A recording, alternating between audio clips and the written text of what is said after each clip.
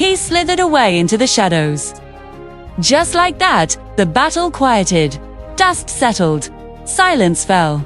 The lion guard stood behind Kion, staring at him in awe. Beshte Kion, that was amazing. Fuli, you controlled it.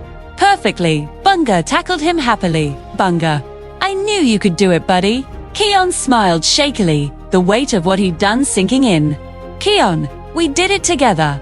Today was our final test, and we passed. Janja approached slowly, ears flattened, cautious but sincere. Janja Kion. Maybe. Scar was wrong about everything. Maybe we want something different. Kion stepped closer, offering a respectful nod. Kion, the Pride Lands has room for anyone who wants peace. Even you, Janja blinked, surprised. Then he nodded once before backing away. Janja, maybe one day we'll talk about that. As he disappeared with the remaining Outlanders, the guards stood together beneath the rising sun. Oh no, Kion. What now? Kion looked across the Pride Lance's home. His responsibility, Kion.